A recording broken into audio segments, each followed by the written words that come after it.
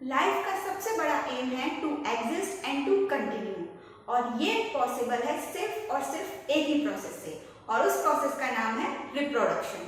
Hello and welcome to my channel biology toppers. कैसे हैं मेरे सभी स्टूडेंट्स? आई होप सब अच्छे होंगे।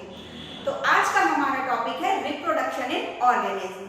आज मैं आप सभी को रिप्रोडक्शन इन ऑर्गेनिज्म के 20 मोस्ट इंपॉर्टेंट PYQs कराने वाली हूँ, जो आपके अपकमिंग बायोलॉजी के कंपटीशन एग्जाम्स में बहुत काम आने वाले हैं।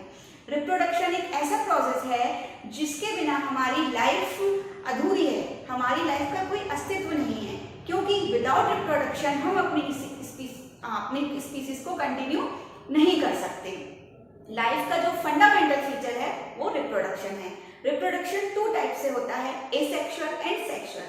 एसेक्सुअल रिप्रोडक्शन में सिर्फ एक ऑर्गेनिज्म पार्ट लेता है, और सेक्सुअल रिप्रोडक्शन में 2 ऑर्गेनिज्म पार्ट लेते हैं। वो 2 ऑर्गेनिज्म एक ही प्रजाति के मेल और फीमेल ऑर्गेनिज्म होते हैं। आई होप आप सभी को ये क्लियर है। तो टाइम वेस्ट ना करते हुए स्टार्ट करते हैं हम अपने PYQs 1 लाइनर की फॉर्म में। चलिए, हमारा फर्स्ट क्वेश्चन है, the term clone can not be applied to offsprings formed by sexual reproduction because. सबसे पहले क्वेश्चन समझेंगे। जो टर्म है क्लोन, ये सेक्सुअल रिप्रोडक्शन से जो ऑफस्प्रिंग बनते हैं, सेक्सुअल रिप्रोडक्शन के बाद जो इंडिविजुअल बनते हैं उनको ऑफस्प्रिंग्स कहा जाता है। उनके लिए टर्म क्लोन अप्लाइड नहीं हो सकता। क्यों? क्योंकि offsprings do not possesses exact copies of the parental DNA. जो सेक्सुअल रिप्रोडक्शन से ऑफस्प्रिंग्स बनते हैं वो एग्जैक्ट पेरेंटल, उनकी जो डीएनए होता है, या हम डायरेक्टली उनको बोल सकते हैं वो पेरेंटल डीएनए की एग्जैक्ट कॉपीज नहीं होते। उनमें कुछ वेरिएशन आ जाते हैं at the time of recombination, और थोड़े से वो चेंजेस हो जाते हैं। इसीलिए सेक्सुअल रिप्रोडक्शन के ऑफस्प्रिंग्स के लिए कैन नॉट टर्म यूज नहीं हो सकता। नेक्स्ट क्वेश्चन है, amoeba and yeast reproduce asexually by fission and budding respectively because they are. Amoeba और ईस्ट रिप्रोड्यूस करते हैं asexually. Amoeba and yeast both are unicellular organism. ये एसेक्सुअल रिप्रोडक्शन करते हैं, यूनिसेलुलर ऑर्गेनिज्म। हमें पता है किसके थ्रू? एक फिजन के थ्रू, दूसरा बडिंग के थ्रू। क्योंकि ये क्या कहलाते हैं? ये माइक्रोस्कोपिक ऑर्गेनिज्म कहलाते हैं। इस क्वेश्चन से एग्जामिनर आपको कंफ्यूज करेगा। सबसे पहले ऑप्शन आपको दे दिया जाएगा यूनिसेलुलर ऑर्गेनिज्म, और सभी बच्चे आंख बंद करके उसको टिक कर देंगे। लेकिन नहीं, यूनिसेलुलर ऑर्गेनिज्म तो है ही, लेकिन ये माइक्रोस्कोपिक ऑर्गेनिज्म है, इसीलिए इनमें एसेक्सुअल रिप्रोडक्शन ही होता है। ठीक है, नेक्स्ट क्वेश्चन है, offsprings formed by sexual reproduction exhibit more variation than those formed by asexual reproduction. जो ऑफस्प्रिंग सेक्सुअल रिप्रोडक्शन से बनते हैं उनमें ज्यादा वेरिएशंस होते हैं, जबकि जो एसेक्सुअल रिप्रोडक्शन से बनते हैं उनमें नहीं होते। क्यों? क्योंकि gametes of parents have qualitatively different genetic composition. देखिए, सेक्सुअल रिप्रोडक्शन में क्या होता है, 2 ऑर्गेनिज्म पार्ट लेते हैं एक ही स्पीसीज के, एक मेल दूसरा फीमेल। ठीक है, मेल ऑर्गेनिज्म में मेल गैमीट बनते हैं, फीमेल ऑर्गेनिज्म में फीमेल गैमीट्स बनते हैं। तो जो गैमीट्स बनते हैं उनकी क्वालिटी और उनका जो जेनेटिक कंपोजिशन होता है वो एग्जैक्ट नहीं होता। मेल और फीमेल में डिफरेंसेस होते हैं। आप लोग जानते होंगे, अगर हम ह्यूमन बीइंग की बात करें तो ह्यूमन बीइंग में एक लड़की और एक लड़के के जो बॉडी स्ट्रक्चर है उसमें काफी डिफरेंसेस होते हैं। जब बॉडी स्ट्रक्चर में डिफरेंसेस होते हैं तो जेनेटिक कंपोजिशन में भी डिफरेंस होगा। इसीलिए सेक्सुअल रिप्रोडक्शन से जो ऑफस्प्रिंग बनते हैं उनमें वेरिएशंस आते हैं, उनमें कुछ नए जेनेटिक कंपोजिशंस बनते हैं, कुछ नए कैरेक्टर्स डेवलप होते हैं, जबकि एसेक्सुअल रिप्रोडक्शन में ऐसा नहीं होता। क्यों? क्योंकि एसेक्सुअल रिप्रोडक्शन में सेल का ही एग्जैक्टली डिवीजन हो जाता है। एक ही सेल डिवाइड होकर 2 पार्ट्स में डिवाइड हो जाती है। तो जब एक ही सेल 2 पार्ट्स में डिवाइड होगी तो वो एग्जैक्ट सिमिलर होगी। लेकिन यहाँ पे 2 डिफरेंट सेल फ्यूज होकर एक नया सेल बनाती हैं। इसीलिए जो ऑफस्प्रिंग है सेक्सुअल रिप्रोडक्शन से उसमें मोर वेरिएशंस क्रिएट होते हैं। आई होप ये क्लियर हो गए। काफी इंपॉर्टेंट क्वेश्चंस हैं ये on the point of view exam. Next question है, there is no natural death in single cell organism like amoeba and bacteria because. देखिए, इसी क्वेश्चन को सारे क्वेश्चन एक दूसरे से लिंक है, इसी से रिलेटेड ये क्वेश्चन आ गया कि सिंगल सेल ऑर्गेनिज्म अमीबा और बैक्टीरिया में नेचुरल डेथ नहीं होती। क्यों? क्योंकि ये एसेक्सुअली रिप्रोड्यूस करते हैं। एसेक्सुअल रिप्रोडक्शन क्या होता है? Parental body is distributed among the offspring. Parental body है उसी में बहुत सारे डिविजन्स होते हैं और वो अलग अलग पार्ट्स में डिस्ट्रीब्यूट होकर एक नए ऑर्गेनिज्म में डेवलप हो जाती है। यहाँ पे ना गैमीट्स बनते ना दो गैमीट्स का फ्यूजन बनता, इसीलिए यहाँ पे कोई वेरिएशन नहीं पाया जाता, इसीलिए इनमें कोई नेचुरल डेथ नहीं होती। ठीक है, there are various types of reproduction. The type of reproduction adopted by an organism depends on reproduction काफ़ी टाइप के होते हैं। मैंने रिप्रोडक्शन चैप्टर के वीडियो डाले हैं, आप देखिए अगर आपने रिप्रोडक्शन नहीं पढ़ा है तो। लेकिन हम 6-7 क्लास से रिप्रोडक्शन पढ़ते आ रहे हैं और तो आई होप आपको थोड़ा बहुत तो आइडिया होगा इसके बारे में। तो क्वेश्चन क्या कह रहा है, the various types of reproduction. Reproduction के बहुत सारे टाइप्स हैं। अभी मैंने आपको स्टार्टिंग में बताया मेनली 2 टाइप्स हैं, एसेक्सुअल और सेक्सुअल। और सेक्सुअल में भी बहुत सारे टाइप्स होते हैं। ठीक है, सॉरी एसेक्सुअल रिप्रोडक्शन में भी बहुत सारे टाइप्स होते हैं। प्लांट्स का रिप्रोडक्शन अलग तरीके से होता है, माइक्रो ऑर्गेनिज्म का अलग होता है, यूनिसेलुलर का अलग होता है, मल्टीसेलुलर का अलग होता है, और जो हायर लेवल के ऑर्गेनिज्म है उनमें अलग तरीके से होता है।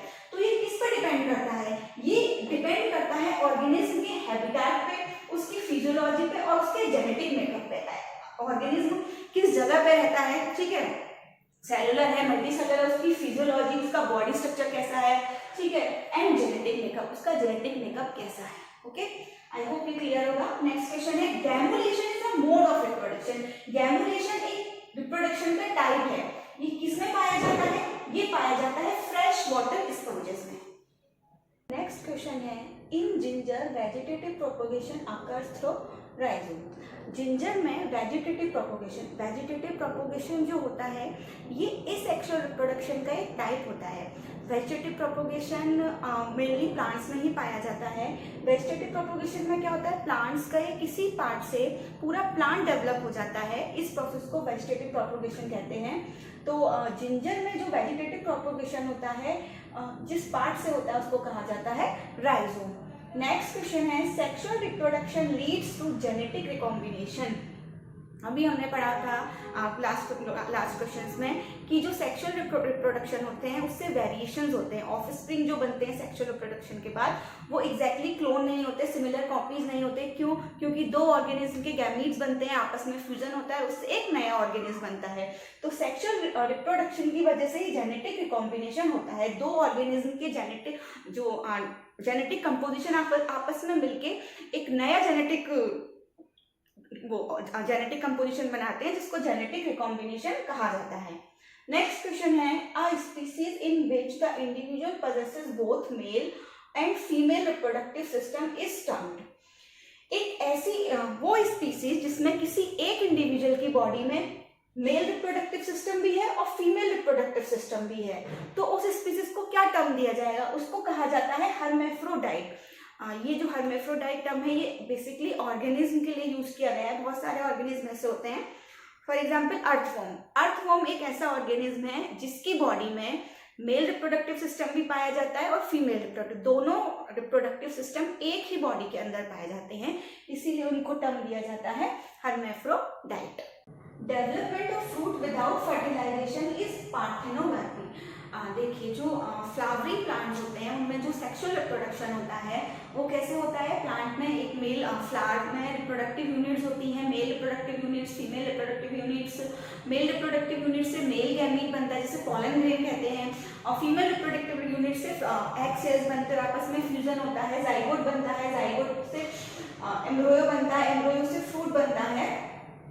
लेकिन एक प्रोसेस, कुछ फ्रूट्स ऐसे होते हैं जिसमें फूड का डेवलपमेंट जो होता है विदाउट फर्टिलाइजेशन हो जाता है, यानी कि मेल और फीमेल गैमीट्स के बीच में सिनगैमी या जो फर्टिलाइजेशन प्रोसेस है वो नहीं होती, डायरेक्ट फ्रूट कन्वर्ट हो जाता है। इस प्रोसेस को कहा जाता है पार्थेनोगार्पी। ठीक है, ये कुछ स्पेसिफिक प्लांट्स में ही, कुछ स्पेसिफिक स्पीसीज में होता है, बाकी सब में नहीं होता। नेक्स्ट जो क्वेश्चन है हमारा इसी से रिलेटेड है, development of egg without fertilization is called parthenogenesis. इसमें क्या होता है? डेवलपमेंट ऑफ एग, यानी कि एक गैमीट है एग, एग का जो डेवलपमेंट है, एग डायरेक्टली कन्वर्ट हो जाता है न्यू ऑर्गेनिज्म में, इसको कहा जाता है पार्थेनोजेनेसिस। अब देखिए दोनों सिमिलर ही हैं।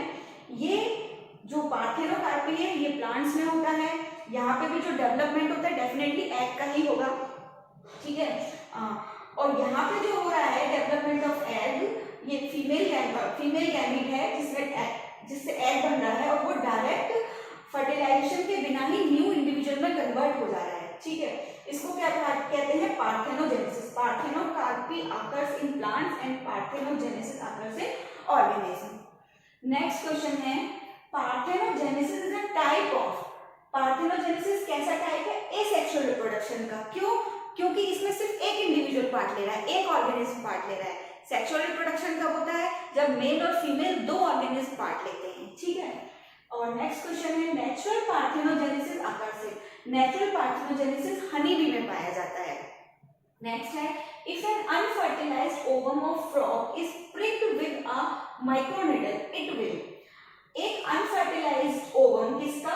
फ्रॉग का, मेढक का, माइक्रोनिडल के थ्रू अगर निकाल लिया जाए तो क्या होगा?